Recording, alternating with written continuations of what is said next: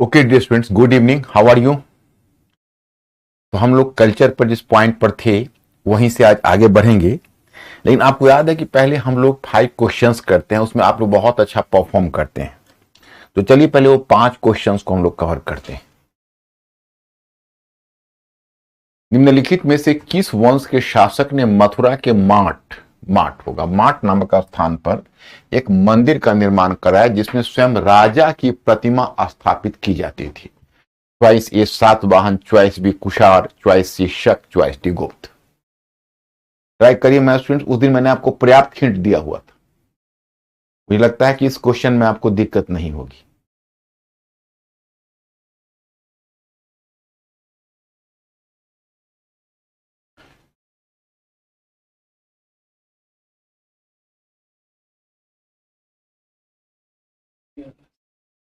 यश, कुषाण सही पकड़ा, बिल्कुल करेक्ट आंसर है।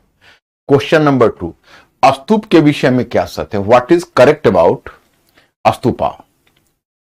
What is correct about stupa? Point 1, इसमें प्रदक्षिणा पथ होता है। It was having a circumambulatory path और प्रदक्षिणा पथ। पॉइंट 2, इसमें हर्मिका होती है। It's there was a central chamber in it. Point 3, इसमें गर्भगृह होता है। There is a sanctum sanctorum in it. Point 4, इसमें वेदिका निर्मित की जाती है। Some railing was attach to the stupa. तो ये 4 चॉइसेस है। अब आपको इसमें चुनना है। चॉइस ए केवल 1, चॉइस बी 1, 2 एंड 3, 1, 2 और 3, चॉइस सी केवल 1, 2 और 4, और चॉइस डी 1, 2, 3, 4। ये 4 चॉइसेस है, आपको सिलेक्ट करना है।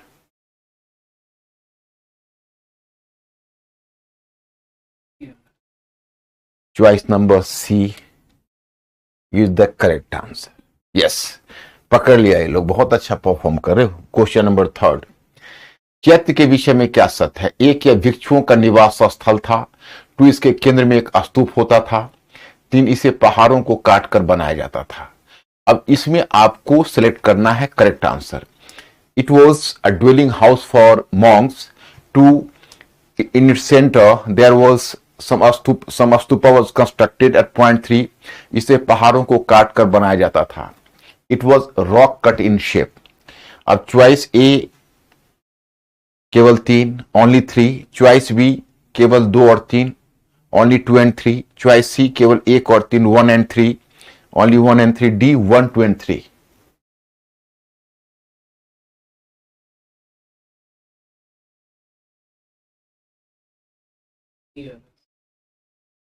Choice number B, yes, good.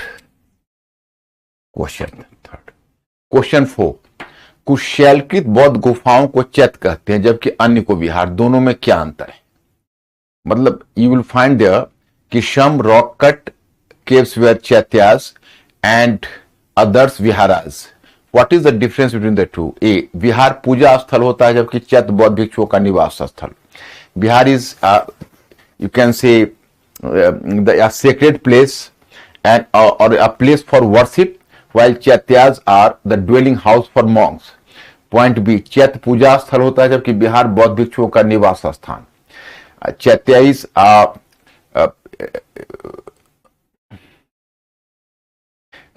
Chaitya is you can say a place for worship, while Viharas is the dwelling house for monks. सी, चैत्य गुफा के दूर के सिरे पर स्तूप होता है जबकि विहार गुफा पर अक्षय कक्ष होता है। एंड डी, दोनों में कोई वस्तु पर अंतर नहीं होता। अब इसको आप सिलेक्ट करिए। Choice number B is the correct answer, yes. Question number 5, निम्नलिखित में किस काल में सर्वाधिक संख्या में सिक्के जारी किए गए? During which period the largest number of coins were issued? Choice A Buddha age, choice B Maurya period, choice C post Maurya period, choice D Gupta period.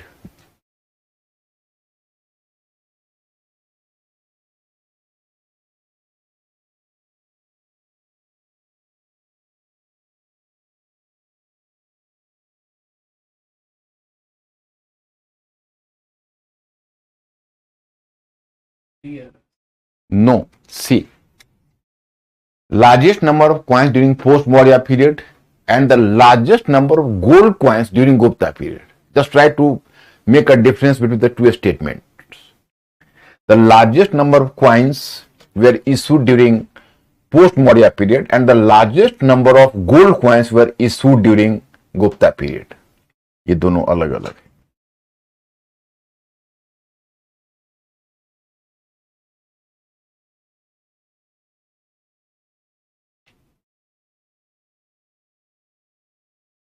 Okay, choice number C is the correct answer. अब ये हो गया हमको, leave it. तो in the previous class we have left this topic in Mathura school of sculpture and Gandhara school of sculpture, but now we have to discuss about the points of difference between the Mathura school of sculpture and Gandhara school of sculpture. मतलब दोनों में अंतर क्या है, इस पर अब हमें ध्यान देना है कि दोनों में अंतर क्या है. अब ये तो हमने रोमन वासियों, जैसे हमने आपको बताया कि एक प्रश्न यह है जो 2014 में है कि गांधार मूर्तिकला रोमन वासियों की उतनी ही ऋणी थी जितनी वो यूनानियों की ऋणी, स्पष्ट कीजिए. तो इसका उन्होंने उत्तर दिया हुआ आप लोगों ने पढ़ा हुआ और मैंने बताया हुआ है कि यूनान से उन्होंने बॉडी का जो शेप आप कह सकते हो, जैसे उनका जो वेल बिल्ड, जैसे मांसपेशियां, बड़े कान, जो शरीर का चित्रण, ये सब कुछ जो शरीर की बनावट का चित्रण उन्होंने यूनानी कला से लिया है. और रोमन कला से क्या लिया है? भारी साज सज्जा, the heavy dress, the jewelries, means की the jewelries with cosmetic purpose. For example you know कि they were taking the crown. For example, they are taking the, you can say, earrings. They were taking here the, the necklace. तो ये सब जो कुछ एक चीजें थी स्वर्ण आभूषण, वो स्वर्ण आभूषण उनका रोमन कला से है. और इसके बाद जो they were just wearing gown, चोगा पहनते थे. और चोगा में जो फोल्ड है, वो चोगा के फोल्ड्स पर आप रोमन कला का इंपैक्ट देखोगे. So this is the point here. अब जैसे यहां पर पूछा जा रहा है गांधाराई कला में, गांधाराई कला में मध्य एशियाई एवं यूनानी बैक्टीरियाई तत्वों को उजागर कीजिए. ये तो मैंने पीछे आपको बता दिया हुआ है. अब मथुरा और गांधार कला शैली में अंतर के बिंदु को देखिए. देखिए जो गांधार कला है, that was, you can find the trace of Gandhara art of sculpture in Taxila and nearby region. जो तक्षशिला और उसके आसपास के क्षेत्र, वहां पर आपको गांधार कला का साक्ष्य मिलेगा. अगर आप मथुरा कला को देखोगे तो मथुरा कला मथुरा, आगरा और आसपास के क्षेत्र में अवस्थित था. दोनों का भूभाग में भी अंतर था. फिर मथुरा कला में ब्राह्मण, बौद्ध और जैन तीनों से संबंधित है. लेकिन जो गांधारा कला है, it was exclusively associated with Buddhism. मतलब कि जो गांधार कला है वो मुख्य रूप से बुद्धिज्म से ही, बौद्धपंथ से ही जुड़ा हुआ है. थर्ड है कि गांधार कला में कच्चे माल के रूप में, कच्ची सामग्री के रूप में गहरे नीले रंग का प्रयोग होता था, जबकि मथुरा कला में लाल, चिन्हित लाल पत्थर का प्रयोग होता था. चिन्हित लाल पत्थर, that is called the spotted red sandstone. तो ये दोनों का प्रयोग होता था. अब गांधार कला का दृष्टिकोण यथार्थवादी था. यथार्थवादी जो मूर्तियों की बनावट में देखोगे, शरीर की यथार्थ बनावट, जिसमें केश विन्यास, जिसमें कपड़े पर जो फूल पड़े हैं, वह भी आपको गांधार कला में दिखेंगे. और मथुरा कला में कपड़े शरीर से चिपके हुए हैं. और जो मूर्ति है, उसकी मूर्ति, जैसे आप, मैं मथुरा कला की मूर्ति आपको बता रहा, जैसे मथुरा कला की मूर्ति आप देखोगे तो मैं आपको दिखाता हूं. जैसे ये है, अब मथुरा कला की मूर्ति देखिए, कपड़े साइड से चिपके हुए हैं. इसमें शरीर की बनावट पर विशेष बल नहीं है. इसमें विशेष बल किस चीज पर देखिए, यानी मूर्ति के चेहरे पर आध्यात्मिकता दिखाने में. आध्यात्मिकता मतलब कि spirituality has to be reflected on the face of the statue. And particularly you can say even the eyes are half closed. जो आंखें हैं वो आंखें अर्धमुनित हैं. तो जो मूर्तियां हैं, मूर्तियों के चेहरे पर, उसकी आंखों में जो आध्यात्मिकता दर्शाई जा रही है, that is the specific feature of Mathura कला.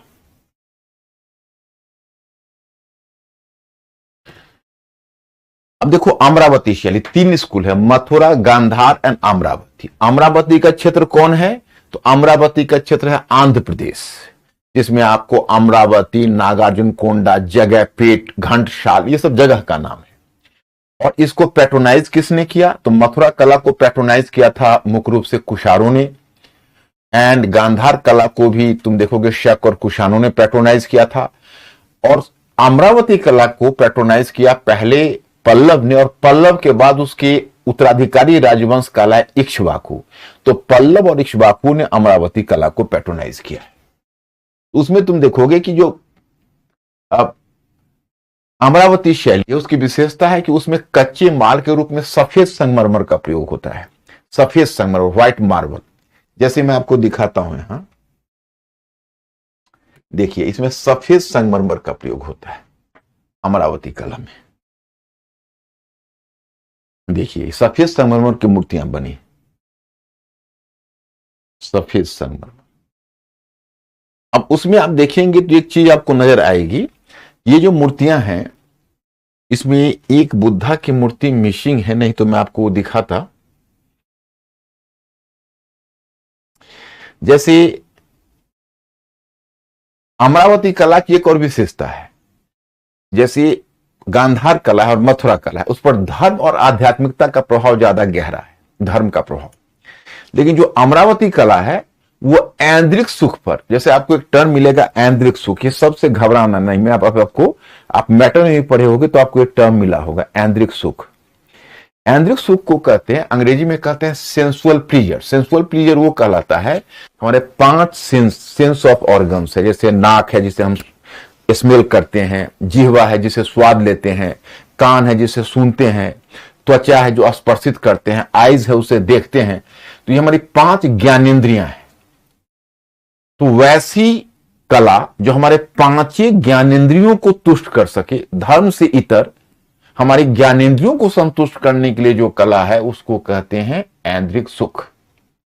माने it is giving more emphasis over and it was catering more to our sensual pleasure, and it has to cater more to our sensual pleasure. तो ये इसको बोलते हैं ऐन्द्रिक सुख। तो ये हुआ अमरावती कला।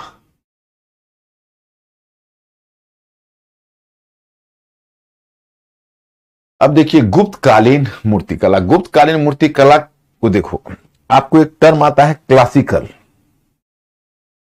गुप्तकालीन मूर्ति कला में आपको एक टर्म मिलेगा कि क्लासिकल मानदंड ग्रहण किया।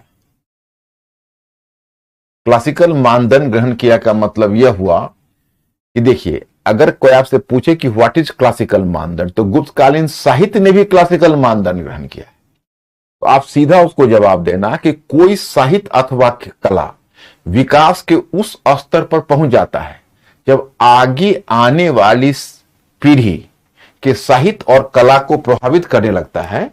तो we are just using the term there the classical मानदंड। हम लोग उसके लिए क्लासिकल मानदंड शब्द का प्रयोग करते हैं। अच्छा, मेंस के लिए कुछ क्वेश्चन भी दिए थे। अब इसको मूर्ति कला कर लेता हूं बच्चों, तो मैं आपको क्वेश्चन कवर करता हूं। तो मतलब विकास के उस स्तर पर पहुंच जाता है जब आगे आने वाली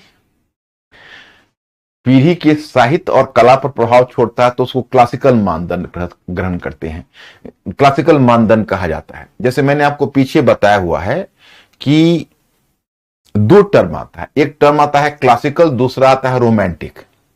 तो क्लासिकल और रोमांटिक में अंतर है। जैसे कोई जब इस्टेब्लिश्ड मॉडल हो जाता है, कोई मॉडल जब इस्टेब्लिश्ड हो जाता है तो वो मॉडल क्लासिकल कहलाता है। और कोई मॉडल है जो इस्टेब्लिश्ड मॉडल के विरुद्ध, जो विद्रोह करके अपना मानदंड खड़ा करता है, जो अपना मॉडल खड़ा करता है, उसको कहते हैं रोमांटिक। तो यहां पर you will find here the example of classical. अब देखिए गुप्तकालीन मूर्ति कला को देखिए, तो मथुरा कला और सारनाथ कला दोनों के सहयोग से, मथुरा कला और गांधार कला दोनों के सहयोग से मूर्ति कला का एक नया मॉडल विकसित हुआ गुप्त काल में, वो था सारनाथ कला। इसमें देखिए शरीर की बनावट पर भी बल दिया गया है, जो गांधार कला से प्रेरित है, और मथुरा कला की तरफ बुद्ध की ऐतिहासिकता भी चेहरे पर दर्शाई गई है। इस कला की विशेषता आपको दिखेगी, एक है कि हाथों की विशिष्ट भाव, जैसे मुख पर विशेष भाव भंगिमा है और हाथों का एक विशेष पोस्चर है, हैंड का विशेष पोस्चर। इनका बैठने का जो तरीका है वह भी एक सौम्य है। जैसे माता आपको मैटर में मिला होगा कि जहां कुषाण कालीन मूर्तिकला प्राय नग्न प्रतीत होता है, नेकेड प्रतीत होता है, वहां गुप्त कालीन मूर्तिकला उत्तरोत्तर वस्त्रों से ढका हुआ है। फिर इसके पीछे आपको एक आभा मंडल दिखता है, आभा मंडल, निम्फ। तो nymph, so that is this is the specificity of Gupta कालीन मूर्तिकला कि पीछे मंद आभा मंडल दिखता है, हाथों की विशेष भंगिमा है, मुख पर एक विशेष प्रकार की भाव भंगिमाएं हैं, और गांधार कला मथुरा कला दोनों का मिश्रण है। वस्त्रों को, मूर्ति को उत्तरोत्तर वस्त्रों से ढका गया है। तो एक तो आपको प्रस्तर की मूर्तियां हैं, ये तो एक तरह का हुआ। दूसरा आपको यहां पर धातु मूर्तियां भी, गुप्त कला में आपको धातु मूर्ति का भी उदाहरण मिलता है। जैसे यह जो है, यह बिहार के सुल्तानगंज से मिला है। यह बुद्ध की मूर्ति है जो 1 टन कांसे की 1 टन की मूर्ति है, और यह मूर्ति इस तरह से निर्मित की गई है। तो इसमें भी आप देखेंगे कि कहीं ना कहीं गुप्त कालीन मूर्ति कला में प्रस्तर के साथ साथ धातु का भी प्रयोग हुआ है। फिर आप गुप्तोत्तर कालीन मूर्ति कला में आते हो तो पल्लव कला। पल्लव कला में ऐसा नहीं कि अलग से कोई मूर्ति कला है, बस अब ये सब का कोई खास महत्व नहीं है। ये तो वैसे भी जहां मंदिर होगा वहां मूर्तियां तो होंगी ही। तो जैसे हम महाबलीपुरम गए थे तो वहां का मूर्ति कला देखने को मिला। इसका तो एग्जाम्पल यहां पर आपको नहीं मिलेगा, नहीं तो चोल का मिलता है। तो पल्लव कालीन मूर्ति कला में आपको दिखता है, जैसे रथ मंदिर, मैंने रथ टेम्पल आपको बताया था, याद होगा। रथ शैली के टेम्पल किसने बनवाए, जरा टाइप करो तो। हालांकि आप लोग तो प्रीलिम्स का इतना बढ़िया क्वेश्चन सॉल्व करते हो, आप इसको बता दोगे, मेरा विश्वास है। मेरा क्वेश्चन है कि रथ शैली, जो रथ मंदिर है जिसको रथ शैली में निर्मित मंदिर कहते हो, उस रथ शैली के मंदिरों का निर्माण किसने करवाया था?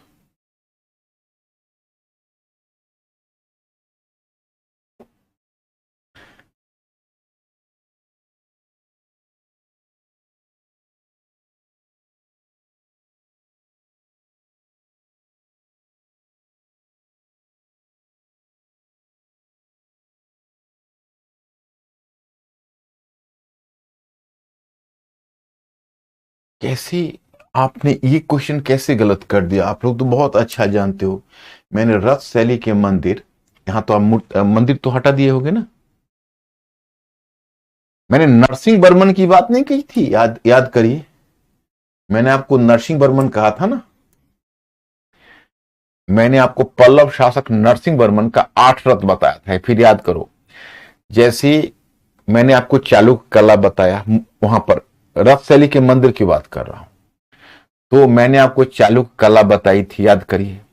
और चालुक्य कला के बाद और फिर मैं कल ऐसा करता हूं कि दूसरे दिन मैं फिर टेम्पल्स पर कुछ क्वेश्चन लाता हूं। मुझे लगता है कि टेम्पल्स वाले में शायद तुमको कोई कंफ्यूजन है, उसको दूर करता हूं। मैं टेम्पल्स के लिए मेंटली प्रिपेयर्ड रहना और आप लोग उसको रिवाइज कर लेना। जैसे गुप्त कालीन जब मंदिर बताए, उसके बाद हम चले आए गुप्तोत्तर में, तो पल्लव और चालुक्य 2 बताए। तो चालुक्य का वेसर शैली का क्षेत्र है। वेसर शैली की आधारभूत संरचना चालुक्य ने तैयार की और द्रविड़ शैली की आधारभूत संरचना पल्लवों ने तैयार की। तो पल्लवों में मैंने पहली शैली महेंद्र वर्मन शैली कही, जो मंडप प्रकार के मंदिर है।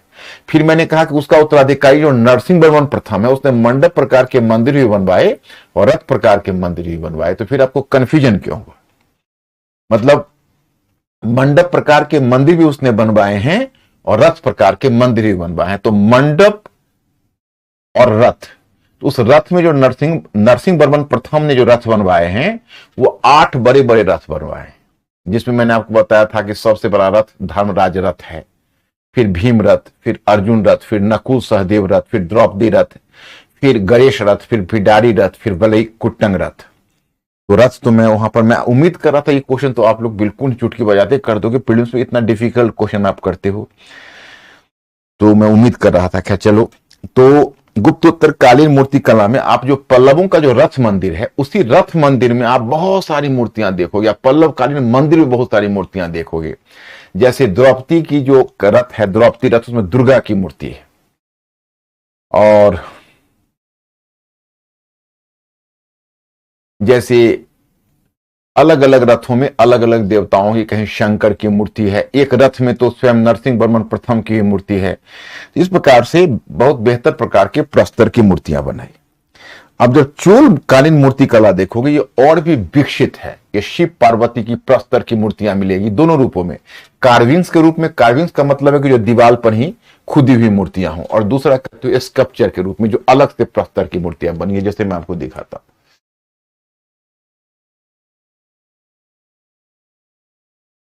जैसे देखिए, ये जो मूर्तियां बनी इसको कार्विंग्स बोलते हैं। उसी के अंदर नहीं, ये तो खैर कार्विंग्स नहीं है, कार्विंग्स इसमें एग्जाम्पल नहीं है। उसी के साथ सटा हुआ बना हुआ होता है, जो प्रस्तर के साथ ही जुड़ा हुआ होता है। और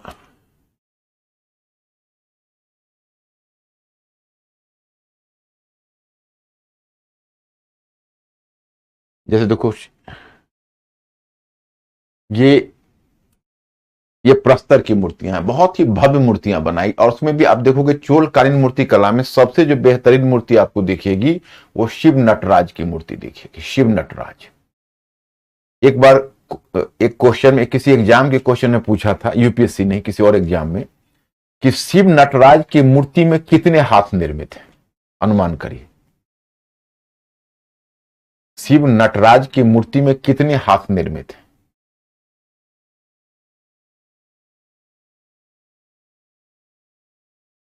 बताइए, आप लोग टाइप करिए, देखता हूं। चॉइस ए 4, ने चॉइस ए 2, चॉइस बी 4, चॉइस सी 8, चॉइस डी 16। चॉइस ए 2, चॉइस बी 4, चॉइस सी 8 और चॉइस डी 16।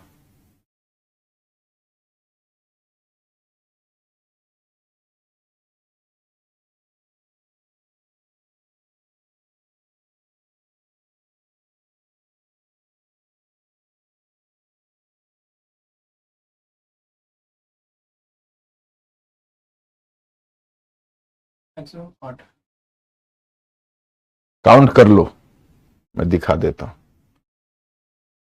देखिए कितने हाथ हैं, काउंट करिए।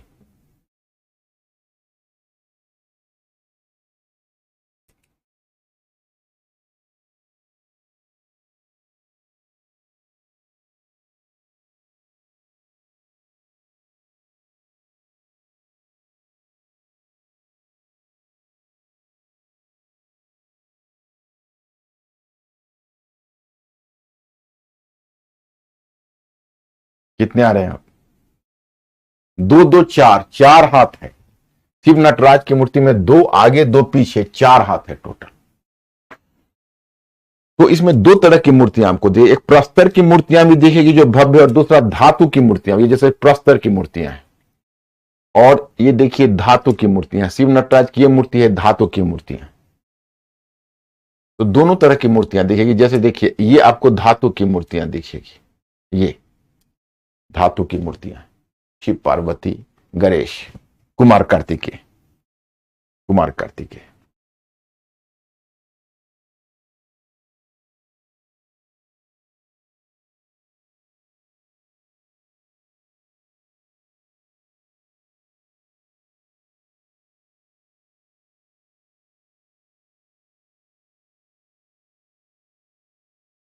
पल्लव, अब ये पाल कालीन मूर्ति कला, पाल कालीन 9वीं सदी में, 9वीं 10वीं सदी में पालों ने शासन किया था पूर्वी भारत में, बंगाल में, जिसने बौद्ध धर्म को संरक्षण दिया था। जो पाल कालीन मूर्ति कला है उसमें 8वीं 9वीं सदी में पाल शासकों के अधीन बंगाल तथा पूर्वी भारत में विकसित हुई ये मूर्तियां काले बेसाल्ट पत्थर की बनाई गई। इस काल की मूर्ति कला से जुड़े हुए 2 महान कलाकारों को संरक्षण मिला। ये कलाकार थे धीमन और विथपाल। जैसे आप ध्यान रखना, जब पाल कालीन मूर्ति कला की बात हो तो उसमें कच्चे माल के रूप में काले बेसाल्ट का प्रयोग हुआ है। जो मूर्तियां बनी है वो काले बेसाल्ट का बनी है, और उस मूर्तिकार का नाम लिखा हुआ है धीमन और विथपाल। ये 2 महत्वपूर्ण मूर्तिकार थे उस काल में। तो मूर्ति कला पर तो फिलहाल इतना ही। अब इनका कौन सा क्वेश्चन था चौथा, अंकुर याद दिलाओ तो, मेंस का?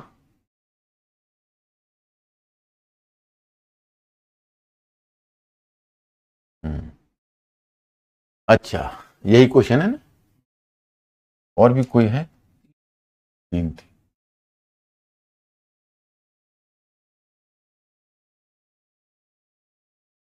भारतीय दर्शन एवं परंपरा भारतीय स्मारकों की कल्पना और आकार देने में उनकी कला में महत्वपूर्ण भूमिका निभाई है। तो दर्शन और परंपरा में तो आपने लिख दिया होगा, मैंने राजनीतिक, आर्थिक, सामाजिक और धर्म दर्शन कराया था। तो उसमें जो सामाजिक है, आर्थिक छोड़ के, जो राजनीतिक सामाजिक है उसको परंपरा से ले लो, आर्थिक छोड़ देना। और जो धर्म दर्शन मैंने कराया है, जिसमें मैंने जो एरिया मैंने कवर किया है, जिसमें धर्म दर्शन में आपको याद होगा मैंने कराया है मेरु, मेरु पर्वत की परिकल्पना है। जो मंदिर का जो गर्भगृह है वो मेरु पर्वत को रेखांकित करता है, मैंने नोट डाउन करवाया, आपको मैटर दिया हुआ है। और जो गर्भगृह है उसके चारों ओर, जो गर्भगृह के चारों ओर जो प्रदक्षिणा पथ वृत्ताकार बना हुआ है, वह वृत्ताकार प्रदक्षिणा पथ है, वो कहीं ना कहीं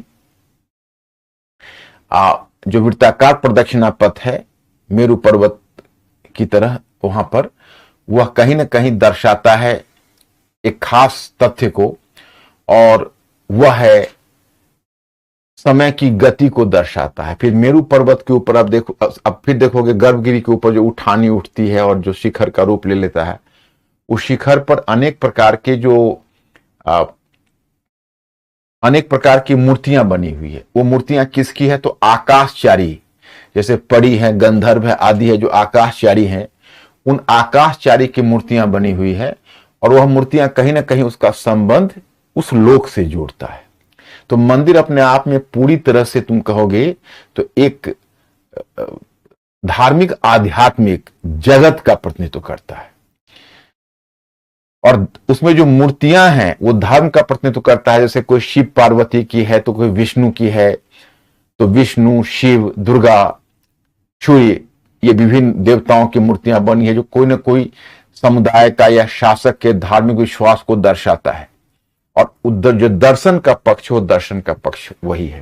तो ये तो मैंने आपको बताया, तो उसी को आप नोट डाउन कर लिए होंगे। और शैलकृत स्थापत्य भारतीय कला एवं इतिहास के ज्ञान के अति महत्वपूर्ण स्रोतों में से एक का प्रतिनिधित्व करता है, विवेचना कीजिए। ये आपको पूछा हुआ है 2020 में। और अशोककालीन गुफा वास्तुकला ने भारतीय गुफा वास्तुकला की एक नवीन दिशा एवं गति दी, टिप्पणी कीजिए। तो आप लोग ये बताइए इसमें से कौन सा क्वेश्चन मैं कवर कर दूं, 1 2 3 है, आप लोग डिसाइड करके बताइए कौन सा क्वेश्चन मैं कवर कर दूं।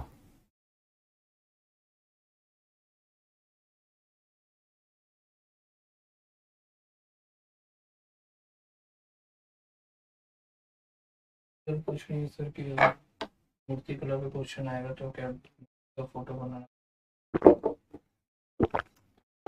अगर उतनी अच्छी मूर्ति आप बना सकते हो तो बना दोगे तो सोने में सुहागा है। लेकिन मुझे लगता है कि काजल आपके पास इतना टाइम मिलेगा कि आप मूर्ति बना पाओगे। अगर बना दो तो बुरा नहीं है। और वो तो उसमें कला हो सकता है, आप में हुनर हो, लेकिन टाइम को भी थोड़ा सा देखना पड़ेगा, क्योंकि जीएस में बहुत ज्यादा लिखना पड़ता है।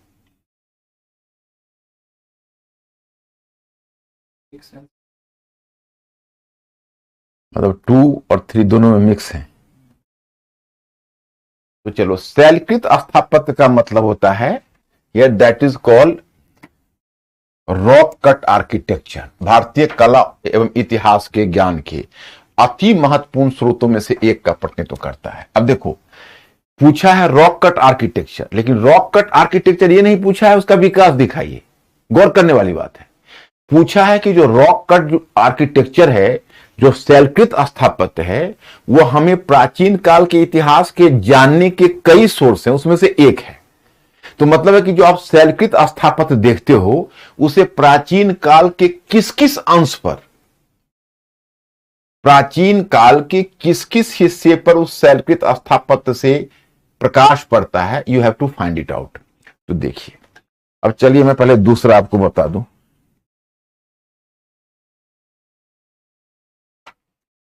रवि को थोड़ा पढ़ने वढ़ने के लिए दो, तो जो कुछ तुम देख के बता दोगे, कुछ जो हाथ में वो लिया हुआ है मोबाइल।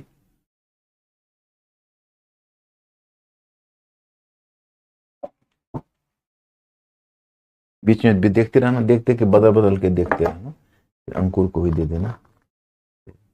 अंकुर थोड़ा सिखाओ ना इसको, तो बैठा के रखने से काम नहीं चलेगा।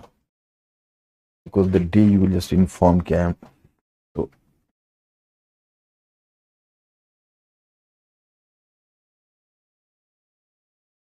शैलकृत स्थापत्य भारतीय कला एवं इतिहास के ज्ञान के अति महत्वपूर्ण स्रोतों में से एक का प्रतिनिधित्व करता है।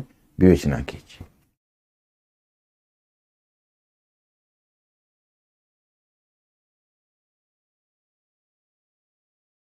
तो how to deal with this question?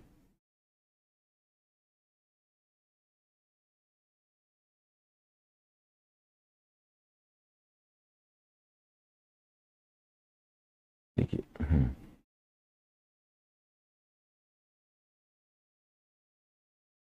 भारतीय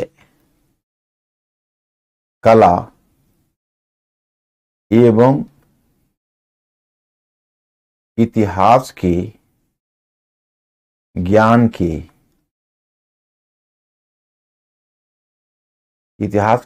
के कई स्रोत हैं। स्रोत हैं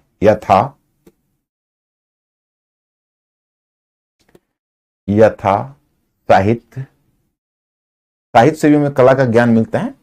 कोई जैसे वास्तुशास्त्र पर पुस्तक है, जैसे कह सकते हो भोज परमार का ही समारंग सूत्रधार है, तो उससे हमें उस काल के स्थापत्य का ज्ञान मिलता है। तो साहित्य से भी सूचना मिलती है, यथा साहित्य, मूर्तिकला, चित्रकला आदि आदि। परंतु प्राचीन भारत के इतिहास एवं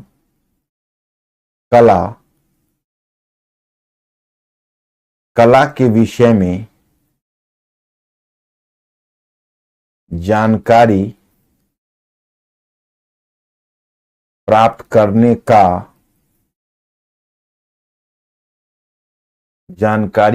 करने का एक प्रमुख स्रोत है। भारतीय कला एवं इतिहास के ज्ञान के कई स्रोत है, यथा साहित्य, मूर्तिकला, चित्रकला आदि। परंतु प्राचीन भारत के इतिहास एवं कला विषय में जानकारी प्राप्त करने का एक प्रमुख स्रोत है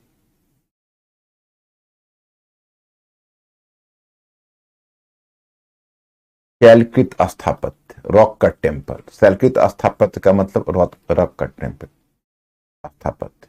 अब इतना तक आपका इंट्रोडक्शन बढ़िया हो गया। अब यहां पर दोगे कि शैलकृत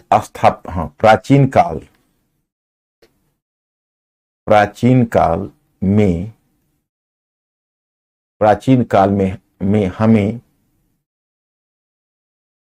शैलकृत स्थापत्य प्रचुरता से प्राप्त होता है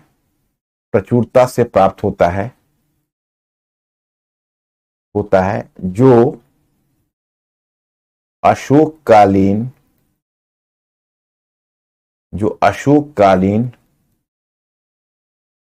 गुफा Ravi keep eyes over this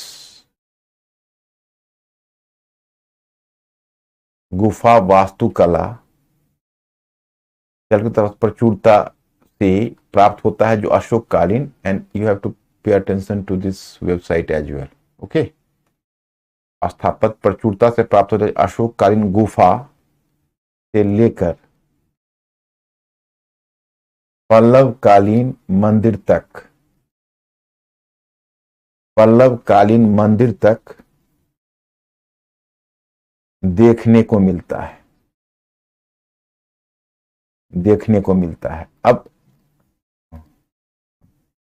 इन स्थापत्यों से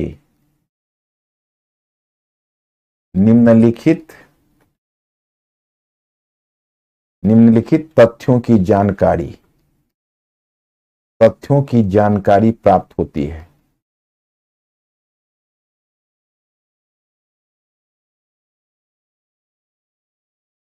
निम्नलिखित तथ्यों की जानकारी प्राप्त है। अब इन स्थापत्यों से आपको किस बात की जानकारी प्राप्त होती है? तो निम्नलिखित तथ्यों की जानकारी प्राप्त होती है। कौन कौन सा तथ्य, उसको देखो। तो अब यहां पर तुम इसको डैश दे दीजिए और डैश देखकर यहां पर आप उसके बारे में देख सकते हो क्या क्या मुद्दा है। तो जैसे एक मुद्दा है, क्या क्या चीज की जानकारी मिलती है? धर्म, मैंने कोई ना कोई धर्म से जुड़ा हो। जैसे अशोक कर्ण स्थापत्य है वो बौद्ध धर्म से जुड़ा हुआ। चैत्य और बिहार है वो बुद्धिज्म से जुड़ा हुआ है। जैसे एलोरा का गुफा वास्तुकला है, एलोरा जो राष्ट्रकूटों के समय बना है। एलोरा का गुफा वास्तुकला किससे जुड़ा हुआ है? तो वह पहाड़ को काटकर बनाया। जैसे जो एलोरा का वास्तुकला है वो कहीं ना कहीं बुद्धिज्म, जैनिज्म, ब्राह्मणिज्म तीनों से जुड़ा हुआ है। और तो उसी प्रकार से धर्म की जानकारी आपको मिलती है। दूसरी जानकारी आपको मिलती है राजनीतिक इतिहास की। राजनीतिक इतिहास की क्यों मिलती है? तो राजनीतिक इतिहास की जानकारी इसलिए मिलती है कि विभिन्न राजवंशों के द्वारा, जैसे अशोक का तुम अगर बराबर का देखोगे, या फिर दशरथ के नागार्जुनी का देखोगे, या फिर आगे तुम चैत्य स्तूप देखते हो या मंदिर देखते हो, तो उसमें विभिन्न राजवंशों जिस शासक ने बनवाया है उसके नाम भी मिलते हैं, या उससे जुड़ी हुई उसकी मूर्ति या कुछ ऐसी चीज मिल जाती है। जिसे धर्म पर प्रकाश पड़ता है, राजनीतिक इतिहास पर प्रकाश पड़ता है। तीसरा, हमें इससे यह भी जानकारी मिलती है, मूर्ति कला की जानकारी मिलती है। जो उसमें मूर्तियां होती है तो मूर्ति कला के विकास की जानकारी मिलती है। चित्र बने होते हैं तो चित्रकला के विकास की जानकारी मिलती है, चित्रकला के विकास। उसके बाद इससे आपको इंजीनियरी तकनीकी की जानकारी मिलती है। इंजीनियरिंग तकनीकी का मतलब है कि शैलकृत स्थापत्य बनाना कोई साधारण बात नहीं है। आप पल्लव शासक नरसिंहवर्मन प्रथम का आप रथ टेम्पल ही देखो तो पहाड़ से उसको काट के अलग किया गया है। जो राष्ट्रकूट शासक कृष्णा फर्स्ट है उसका कैलाश मंदिर देखो, उसमें आपको दिखेगा कि उसको पहाड़ी से काट के अलग किया गया, तब उसको तराश के बनाया गया। तो इंजीनियरिंग कला, जैसे आपको पल्लव कालीन कला में शायद आपने गौर नहीं किया होगा या पहली बार पढ़ के आप भूल गए होंगे, मैंने पल्लव कालीन स्थापत्य में बताया था कि 3 तरह से विकास दिखा है। पहला, रॉक कट, पहाड़ों को काटकर, जो मंडप प्रकार के मंदिर है, मंडप प्रकार के मंदिर पहाड़ों को काटकर बने। फिर मैंने आपको बताया जो रथ प्रकार के मंदिर है वह पहाड़ों को तराश कर बने। मंडप प्रकार के मंदिर पहाड़ों को काटकर, रथ प्रकार के मंदिर पहाड़ों को तराश कर, और फिर स्वतंत्र रूप से फ्री स्टैंडिंग टेम्पल भी हैं, स्वतंत्र रूप से बनाए गए मंदिर भी हैं। तो तीनों प्रकार के मंदिरों की जानकारी, तीनों प्रकार के स्थापत्यों की जानकारी आपको प्राप्त होती है। तो ये आपके 3 अलग अलग। अब आप यहां से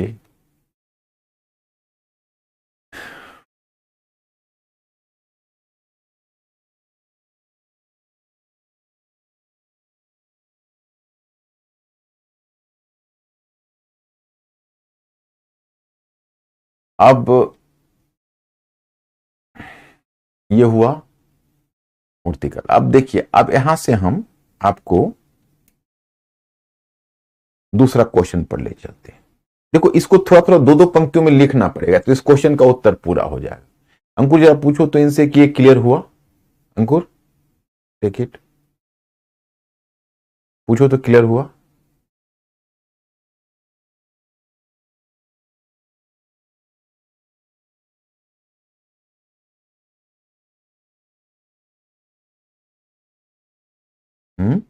Yes.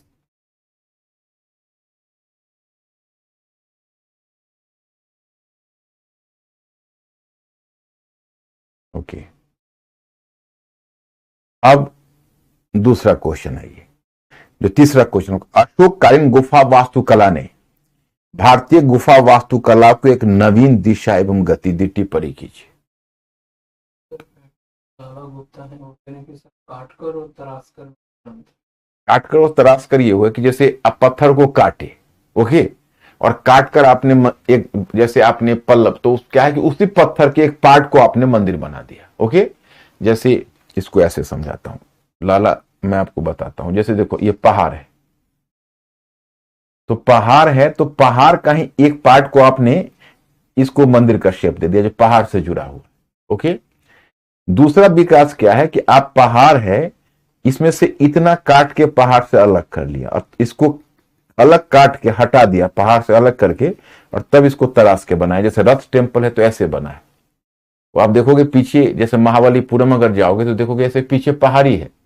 लेकिन जो रथ टेम्पल पहले मैंने फर्स्ट नजर में देखा तो हमने कहा कि अरे इतना बड़ा पत्थर लाया कहां से, पीछे देखा तो पहाड़ था, तब समझ में आया कि अच्छा ये पहाड़ से काट के उसके अलग करके और तब इसको तराशा है। इसको बोलते हैं तराश के बनाएंगे। तो इंजीनियरिंग तकनीकी का विकास धीरे धीरे हुआ है। अब अशोक की देखो गुफा वास्तुकला, कितना आपको अनगढ़ टाइप का लगता है, लेकिन आप आगे तुम देखो कैलाश मंदिर कितना सोफिस्टिकेटेड लगता है। तो gradually you will find the sophistication in the different art forms, and that is going to reflect the gradual evolution in engineering technology itself. In this way you can say it is giving focus over engineering technology as well, okay. So that is the point here. अब दूसरा question, अब बाकी okay हैं। अशोककालीन गुफा वास्तुकला ने भारतीय गुफा वास्तुकला को एक नवीन दिशा एवं गति दी, टिप्पणी कीजिए। तो आप इसको कैसे लिखोगे, जो दूसरा वाला क्वेश्चन है। अब अशोककालीन गुफा वास्तुकला ने, तो आप ऐसे करोगे कि अशोककालीन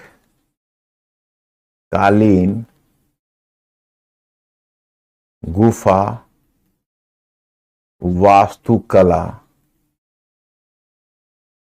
वास्तुकला ने निश्चय ही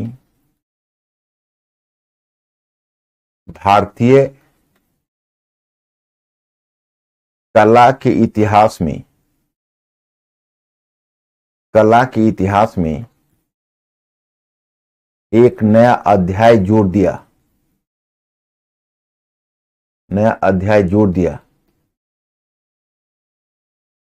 क्योंकि आगे बड़ी संख्या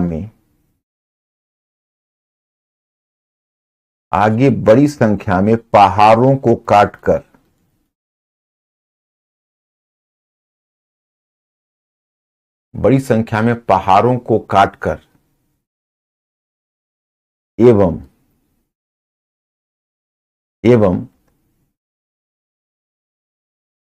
एवं तराश कर बेहतर किस्म के स्थापत्य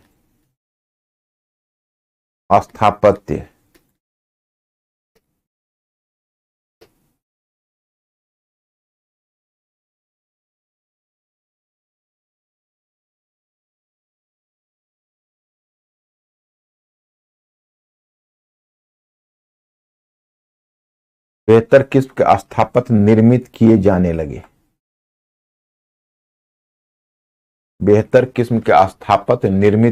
लगे। तो मेरे विचार से इसको तो आप भली भांति अच्छे ढंग से कर लोगे, इसमें आपको कोई ऐसा डाउट नहीं नजर आएगा। तो आपकी अच्छी शुरुआत हो गई।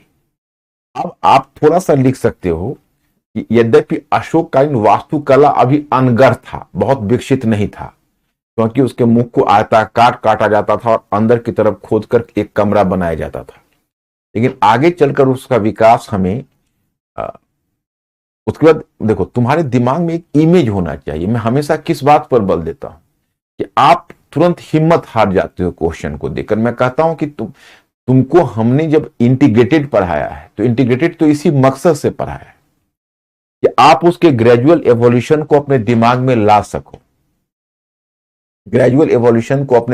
आप ला सको कि जब आप उसको पढ़ते हो तो एक के बाद दूसरा, जैसे एक के बाद दूसरी मंजिल आगे बढ़ती चलती है, उसी प्रकार से आप देखोगे कि एक पीरियड में कुछ विकास है, दूसरे पीरियड में कुछ विकास है, तीसरे पीरियड में विकास है, चौथे पीरियड में, तो सभी के बारे में डिटेल्स में तो नहीं लिख सकते हो, लेकिन थोड़ा सा वहां से सोचकर रेफरेंस तो निकाल लो और रेफरेंस निकाल के दिखा दो। जैसे अब इसके बाद दिखाओगे आगे मौर्योत्तर काल में या ईसा की आरंभिक शताब्दियों में पहाड़ों को काटकर बेहतर किस्म के चैत्य और विहार बनाए जाने लगे। अब दो तीन नाम दे दो। सातवाहन काल में नासिक, पितलखोरा, भज, कन्हेरी, दो चार नाम मिलता है। जैसे वहां का चैत्य देखते हैं जो अंदर पहाड़ को काटकर आयताकार काटा जाता था, अब वगैरह करके उसका अगली कड़ी हम दिखाओगे कि हम उसका बेहतर रूप हमें अजंता, गुप्त काल में अजंता एवं उदयगिरी के गुफा वास्तुकला में देखने को मिलता है। अजंता का गुफा वास्तुकला एक बेहतरीन उदाहरण है गुप्तकालीन। उसका आगे हम गुफा वास्तुकला, आगे हम पहाड़ को काटकर बनाए गए मंदिर का बेहतरीन उदाहरण पल्लव काल में पाते हैं कि जब पहाड़ को काटकर, पहाड़ को तराशकर मंदिर बनाए जाने लगे। इसके उदाहरण है मंडप और रथ प्रकार के मंदिर। इसका चरमोत्कर्ष हम राष्ट्रकूटों के कैलाश मंदिर में देखते हैं, जो पहाड़ को काटकर और स्वतंत्र रूप से बनाए गए मंदिर की संक्रमण की अवस्था को दर्शाता है। वहां पर ले जाके इसको एंड कर तो हो गया। अब बताइए हो जाएगा या नहीं होगा? अंकुर पूछिए, कुछ हिंट करिए आप लोग।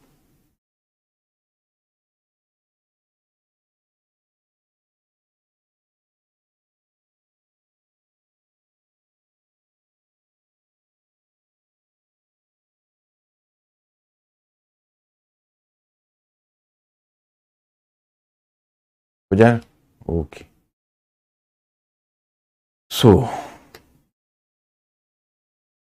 अब आते हैं मूर्ति कला, तो आपने देख लिया।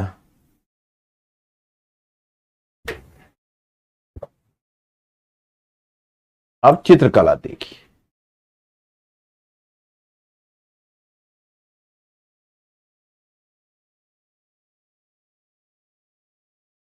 अब चित्रकला देखिए।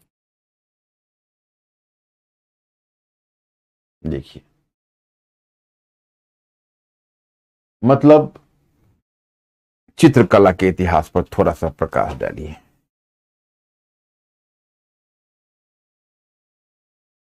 चित्रकला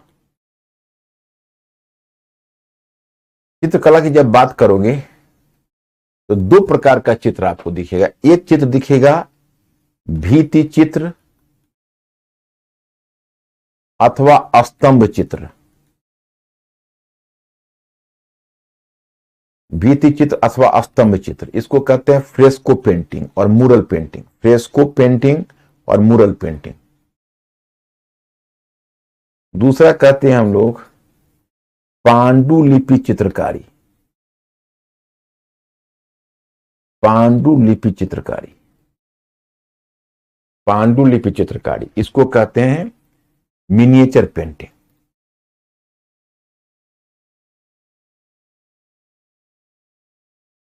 इसका एग्जाम्पल क्या है? Miniature painting. जैसे पहला है भित्ति चित्र अथवा स्तंभ चित्र, ये फ्रेस्को पेंटिंग है। और दूसरा हम देखते हैं कि पांडुलिपि चित्रकारी है। पांडुलिपि चित्रकारी को कहते हैं मिनिएचर पेंटिंग। तो my point is my friends कि एंशिएंट टाइम में तो मिनिएचर पेंटिंग की जस्ट आप इक्का दुक्का एग्जाम्पल देखोगे 10वीं सदी से, 10वीं सदी के बाद आप मिनिएचर पेंटिंग का विकास देखोगे, अन्यथा नहीं। अब जब कहोगे सबसे मुख्य इस काल की जो पेंटिंग्स होगी वो फ्रेस्को पेंटिंग होगी, यानी भित्ति चित्र अथवा स्तंभ चित्र। अब इसमें आप देखते हो कि जो अजंता के चित्र है, जो भीमबेटिका के चित्र जो आपने मध्य पाषाण काल में देखा, तो मध्य पाषाण काल में जो भीमबेटिका का चित्र है वह भी एग्जाम्पल है भित्ति चित्र अथवा स्तंभ चित्र का, भीमबेटिका का चित्र। और भीमबेटिका के बाद जब तुम अजंता के चित्र पर आओगे, अजंता का चित्र भी कहीं ना कहीं भित्ति अथवा स्तंभ चित्र यानी फ्रेस्को पेंटिंग का एग्जाम्पल है। और अजंता के बाद जैसे जैसे आप आगे बढ़ते जाते हो, जैसे आपने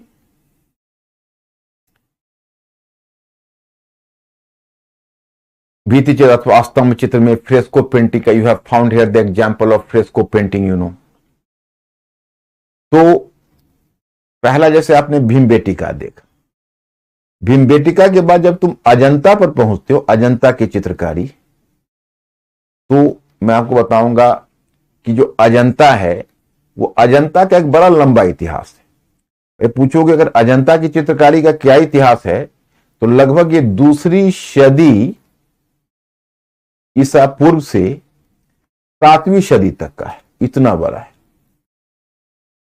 अब इसमें कुल 30 गुफाएं, और इन 30 गुफाओं में सबसे आरंभिक गुफा है 9वीं और 10वीं गुफा, ये सातवाहनों के काल का है। तो इसका एक बहुत लंबा, उसका फिर सातवाहनों का योगदान है, गुप्तों का योगदान है, चालुक्यों का योगदान है, वाकटकों का योगदान है, आगे राष्ट्रकूटों का भी योगदान है। सो बहुत बड़ा आपको दिखेगा। अब अगर आपको एक बात मैं पूछना चाहता, मैं एक प्रश्न कर रहा हूं, आप लोग उस प्रश्न पर ध्यान देना।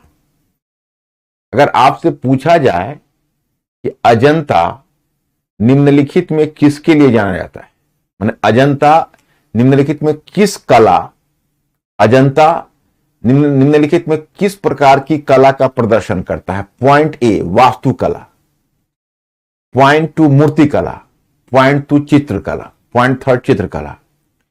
तो चॉइस ए केवल 3, चॉइस बी 2 और 3, चॉइस सी 1 और 3, चॉइस डी 1, 2 और 3।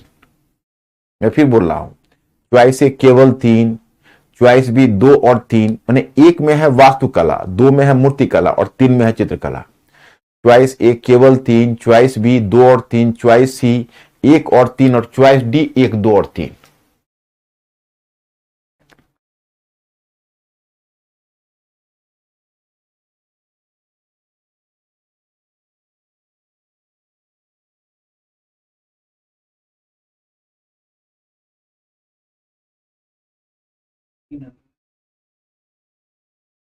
देखो, शिकारी आएगा, जाल बिछाएगा, दाना डालेगा।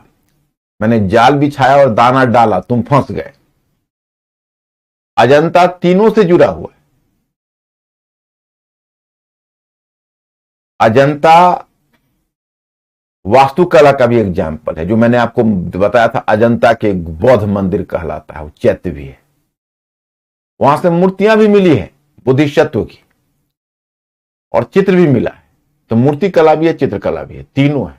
आपका उत्तर होगा choice D, D for Delhi. अब एक बात बताओ, अगर मैं दूसरा क्वेश्चन डालूं कि जो अजंता का चित्र है, जो अजंता, किस अजंता के चित्र किस धर्म से जुड़ा हुआ है? चॉइस ए, माने अजंता किस धार्मिक पंथ से जुड़ा हुआ है, किस धार्मिक पंथ से? चॉइस ए केवल बौद्ध पंथ, चॉइस बी बौद्ध और जैन पंथ, चॉइस सी ब्राह्मण और बौद्ध पंथ, चॉइस डी ब्राह्मण बौद्ध और जैन पंथ।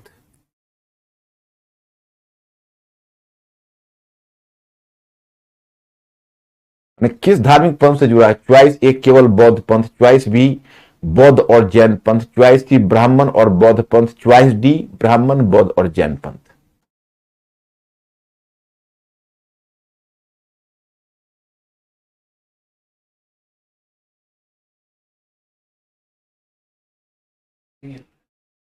डी।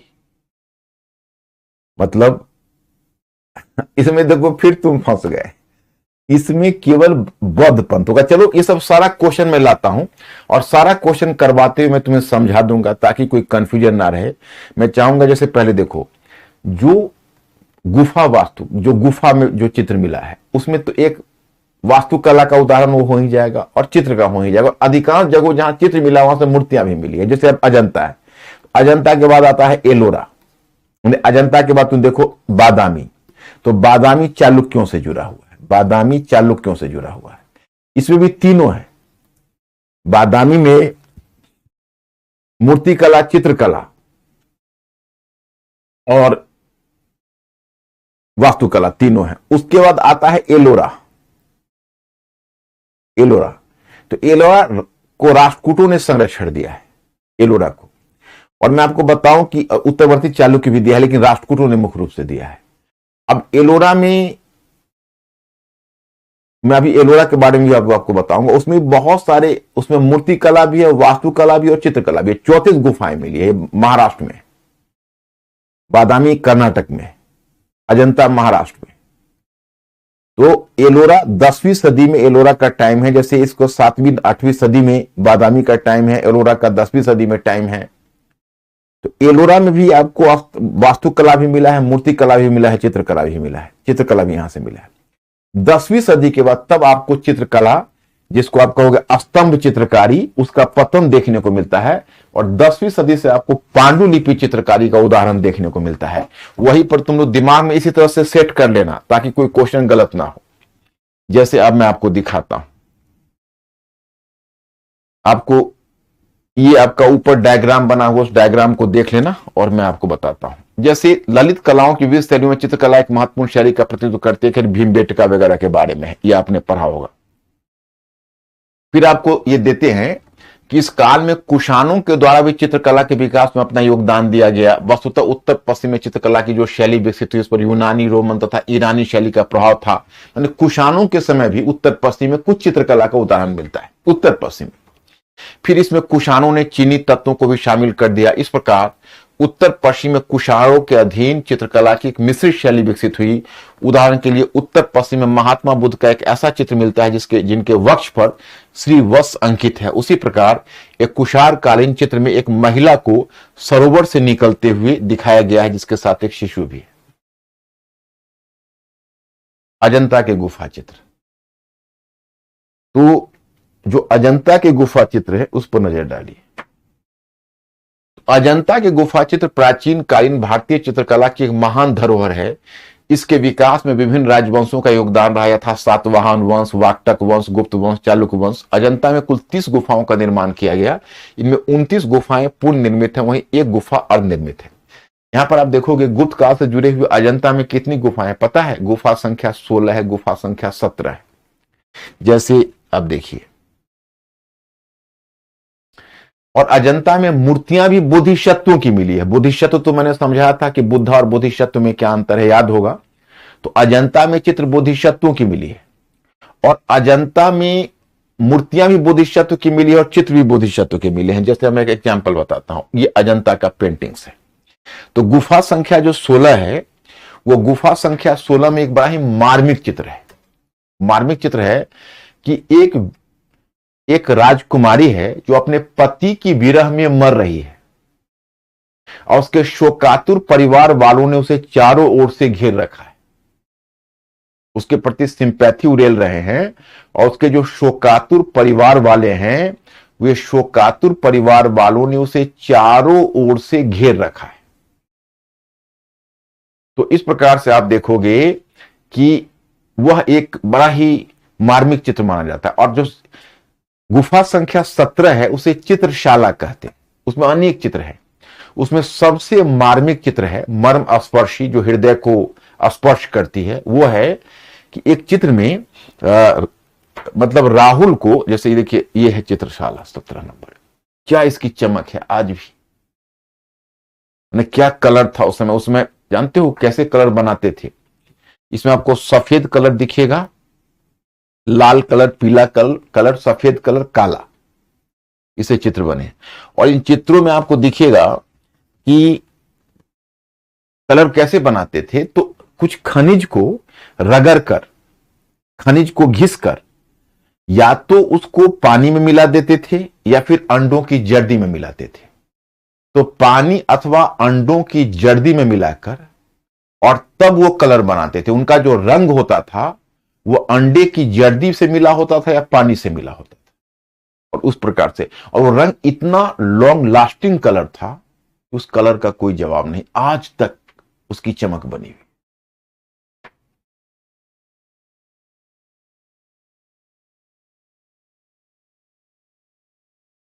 ये बाघ चित्रकला है, अजंता चित्रकला नंबर, जैसे उनका चित्रशाला जो 17 नंबर चित्र है, वो 17 नंबर उसको चित्रशाला बोलते हैं। उसकी विशेषता क्या है पता है?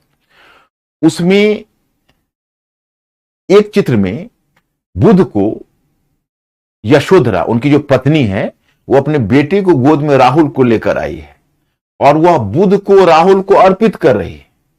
इसका प्रतीकात्मक अर्थ है, इसका प्रतीकात्मक अर्थ यह है कि आप तो हमें सोते हुए छोड़कर चले गए, आपने तो हमें त्याग ही दिया, लेकिन चलिए, मेरे जीवन का अंतिम अवलंबन मेरा बेटा राहुल है, आज मैं उसे भी आपको अर्पित कर रही। तो बड़ा ही मर्म स्पर्शी चित्र है। अब अजंता के चित्र किसने बनाए? तो उसको राजवंशों ने भी योगदान दिया, लेकिन स्वतंत्र कलाकारों ने भी योगदान दिया। स्वतंत्र कलाकारों के विषय में कहा जाता है कि तपस्वी, सन्यासी, स्वतंत्र कलाकार, वो सब आते थे और रात में मशाल लेकर भी चित्र बनाए, और इतने बेहतरीन चित्र बनाकर चले गए, जो भारत की क्या, विश्व की अनुपम धरोहर हो गई अजंता, जो आप कहते हैं हेरिटेज है, आज वर्ल्ड हेरिटेज। तो दूसरा है बाघ, वो मध्य प्रदेश में है, लेकिन जो बाघ है वो भी गुप्त काल से जुड़ा हुआ है। उसमें टोटल 9 गुफाएं मिली है। जैसे आपको बाघ चित्रकला के विषय में सूचना मिलती है कि उसमें टोटल 9 गुफाएं मिली, इसमें 2, 4 और 5 अत्यधिक महत्वपूर्ण है।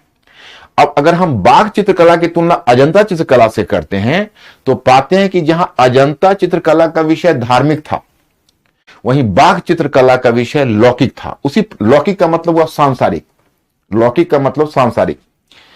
उसी प्रकार जहां अजंता चित्रकला विशेषकर अभिजात वर्ग से संबंधित थी, तो बाघ चित्रकला सभी वर्गों से। जैसे अजंता चित्रकला है वो केवल अभिजात वर्गों से संबंधित थी, तो बाघ चित्रकला थी वो सभी लोगों से संबंधित थी। तो इस तरह से दोनों में फर्क है।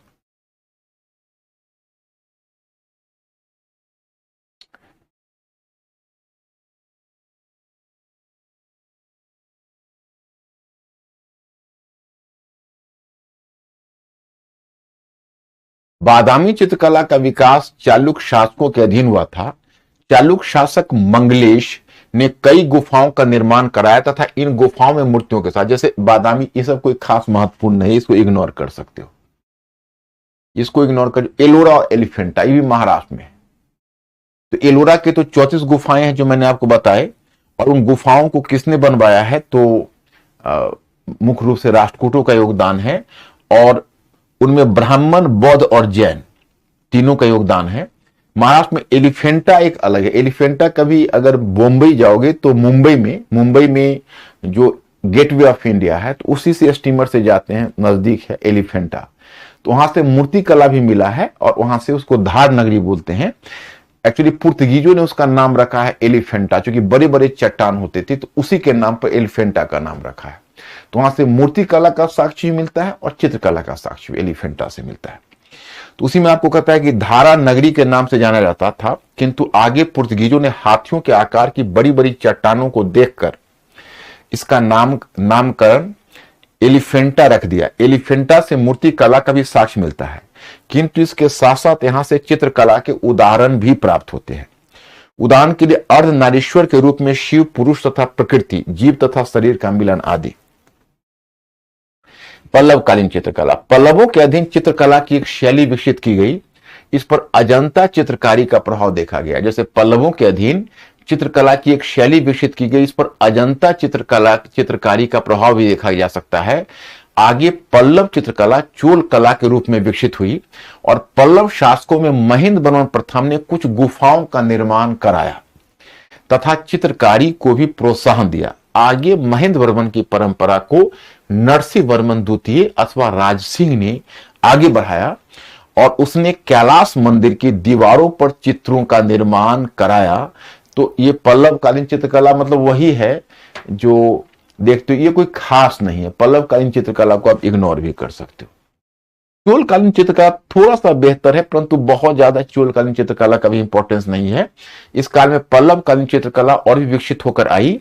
इस काल के चित्र मंदिरों की दीवारों पर मिलते हैं। आरंभिक मंदिरों में नर्तमलाई, ये चोल काल का मंदिर है, नर्तमलाई में विजयालय चोलेश्वर मंदिर महत्वपूर्ण है। इसकी दीवारों पर विभिन्न देवी देवताओं के चित्र बनाए गए, किंतु सबसे महत्वपूर्ण चित्र तंजौर के बृहदेश्वर मंदिर की दीवारों पर अंकित है, जो राजराजा प्रथम के काल में निर्मित किए गए। बृहदेश्वर मंदिर के दीवारों पर वो चित्र है। ये चित्र ढक गए थे क्योंकि इनके ऊपर नायक के काल की, नायक मतलब होता था उनका जो सामंत होते थे, उन्हीं को नायक कहते हैं। तो जैसे बृहदेश्वर मंदिर में जो राजराजा प्रथम ने जो चित्र बनवाए हैं, उसके नायकों के काल में ऊपर से फिर चित्र बना दिया गया। तो ऊपर से चित्र बनने से पुराना चित्र ढक गया था।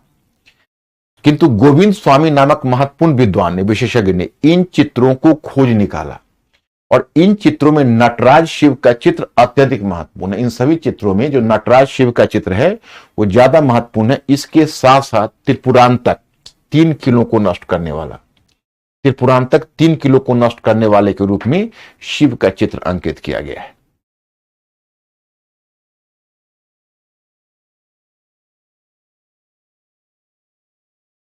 चोला fresco of dancing girls, Brihadeeswara temple, ये सब देखिए चित्र, बृहदेश्वर टेम्पल, ये सब चोला का चित्र है जो दीवालों पर बने होते थे। देखिए पेंटिंग इन बृहदेश्वर टेम्पल। अब चित्रकला के विकास का दूसरा चरण है। दूसरा चरण कैसे हुआ, तो मैं आपको बताना चाहता कि एक चित्रकारी मैंने आपको बताया अस्तंभ चित्रकारी। अस्तंभ चित्रकारी का मतलब हुआ, इसको जैसे मैंने आपको बताया था कि अस्तंभ चित्रकारी, उसी को जो गुफा की दीवारों पर चित्र बना हुआ उसी को अस्तंभ चित्रकारी बोलते थे, या उसी को मुरल पेंटिंग बोलते थे। लेकिन 10वीं सदी तक एलोरा का चित्रकला में अस्तंभ चित्रकारी, एलोरा के बाद उसका पतन सा दिखता है। उसकी जगह ले लिया पांडुलिपि चित्रकारी। तो वो क्या है, तो वो तार पत्र पर, तार मतलब तार एक जो पेड़ होता है उसके जो पत्ते होते हैं उस पर चित्र बनाए जाते थे, या बुर्ज पत्र पर जो वृक्ष के जो पत्ते होते थे उस पर चित्र बनते थे। वो जो चित्र होते थे उसमें, उसको कहते हैं लघु चित्रकला। पांडुलिपि चित्रकारी का एक दूसरा नाम है लघु चित्रकला, जो तार पत्र पर बनते थे हाथ से। इसमें सबसे पहला योगदान किसका है, तो इसका योगदान है जैनियों का। ताल पत्र पर, इसको तार पत्र भी बोलते हैं, तार पत्र, जैनियों का योगदान है। इसके विकास में जैनियों का योगदान है गुजरात और बंगाल। इसका जो आरंभिक जो लघु चित्रकला का विकास हुआ, आप लोग गौर करना, प्रीलिम्स में क्वेश्चन आते रहते हैं यहां से। तो इसमें जो उनके पत्र है वो गुजरात और बंगाल के चित्रकला के प्रमुख केंद्र थे, और गुजरात जैनियों का केंद्र था। जैन चित्रकला का विकास 7वीं सदी से आरंभ हुआ। जैन चित्रकला का विकास 7th सेंचुरी से आरंभ हुआ।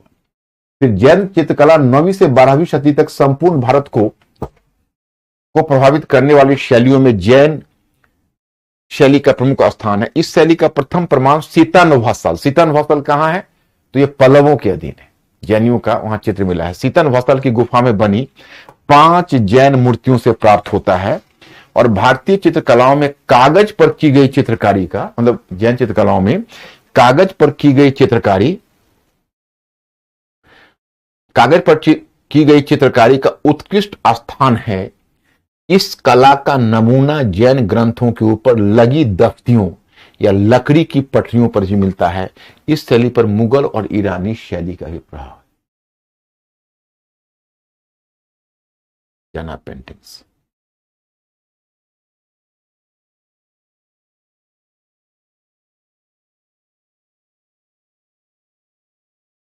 सब जैना पेंटिंग्स है। ये लघु चित्रकारी का उदाहरण। अब पट चित्रकला, एक बार इसको चित्रपट भी बोलते हैं। एक बार प्रीलिम्स से पूछा था चित्रपट क्या होता है, तो जो कपड़ों पर चित्र बना हुआ उसी को चित्रपट बोलते हैं, या पट चित्र उसी को बोलते हैं जो कपड़ों पर बनाए जाते थे। तो चित्रकला की यह शैली बंगाल में विकसित हुई, कपड़ों पर चित्र बनाने की। इसका प्रसार उत्तर प्रदेश, नेपाल, तिब्बत आदि क्षेत्रों में भी देखा गया। इस चित्रकारी से जुड़े हुए महत्वपूर्ण कलाकार नीलमणि दास, गोपाल दास, बलराम दास आदि थे। इस शैली के अंतर्गत रामायण, महाभारत तथा पुराणों से संबंधित कथाओं को कपड़ों पर अंकित किया जाता था, इसलिए इसका नाम पटचित्र कला पड़ गया। पटचित्र कला, पटचित्र, गुजराती चित्रकला।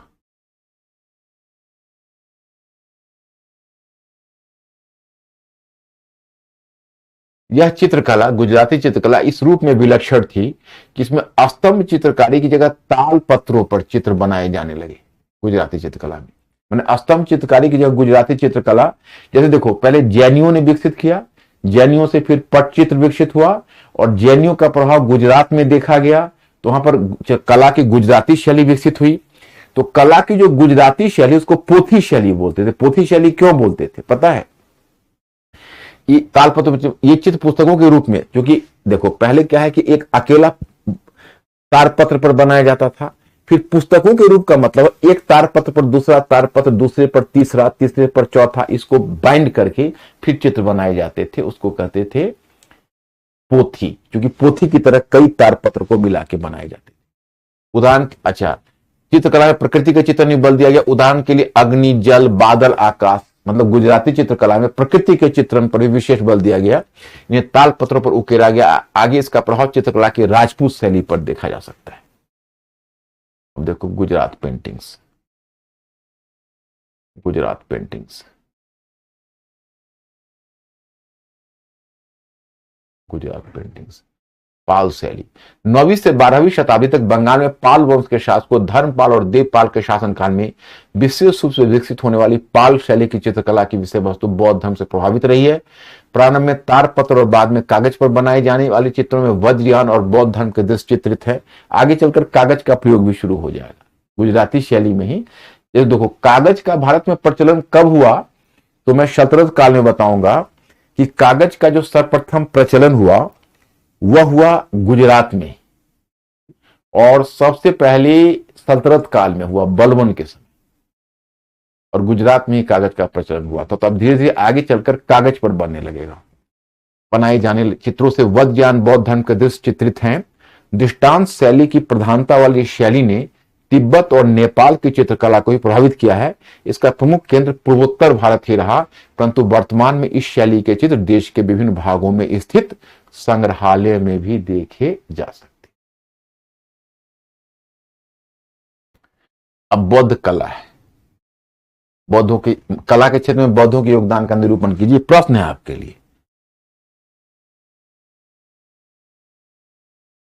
अजंता भारतीय संस्कृति की महान धरोहर है, टिप्पणी कीजिए। इसको पढ़ लीजिएगा आप लोग, ये पढ़ लीजिएगा। एलोरा न केवल भारतीय संस्कृति की महान धरोहर है बल्कि यह धार्मिक समन्वय का भी अनुपम उदाहरण है। इसको पढ़ लीजिएगा आप लोग बस। तो अंकुर जरा पूछिए इनसे कि कोई दिक्कत?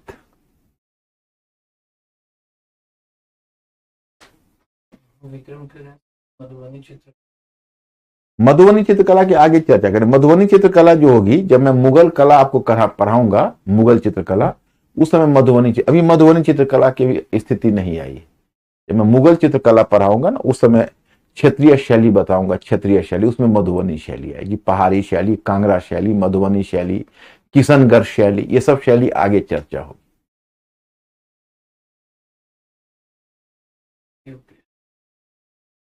तो मैं स्टूडेंट्स आज से थोड़ा प्रोग्राम में रद्दोबदल हुआ है। जैसे इंग्लिश मीडियम का क्लास मेरा फिर साथ साथ हिंदी मीडियम के साथ लगा है, तो अब आप लोगों का क्लास की टाइमिंग 7:50 तक होगी। हम लोग टाइमली आ जाएंगे 6:30 बजे और 7:50 में आपका क्लास छोड़ देंगे। अभी 5-6 मिनट मेरे पास टाइम है, लेकिन काम हो चुका है तो आज थोड़ा पहले छोड़ देता हूं। और मैं फिर इसके बाद आप डांस जो नृत्य का दिया है उसको पढ़ लीजिएगा, और शेष अध्ययन सामग्री, क्योंकि कल तो 15 अगस्त है तो कल तो छुट्टी ही होगी, और 16 को हम लोग मिलेंगे। तो 16 को आपको पहले मैं डांस फॉर्म विजुअल दिखाऊंगा, और उसको दिखाने के बाद और तब हम प्रौद्योगिकी पर आएंगे, और प्रौद्योगिकी के साथ साथ थोड़ा सा इतिहास के अध्ययन के स्रोत पर आएंगे। तो संभव है कि द डे आफ्टर टुमारो आपका पार्ट 2 समाप्त हो जाए, तब हम लोग बढ़ेंगे पार्ट 3 पर। पार्ट मतलब परसों मैं विज्ञान और तकनीकी भी आपसे डिस्कस करूंगा, उसके लिए मैं मैटर एडवांस में आपको भेज दूंगा प्राचीन काल का, है। फिर हम चर्चा करेंगे और उसके बाद आपका पार्ट 3 शुरू होगा संभवतः बुधवार से। ओके, तो आज मैं यही रुकता हूं। Thank you very much, I will see you.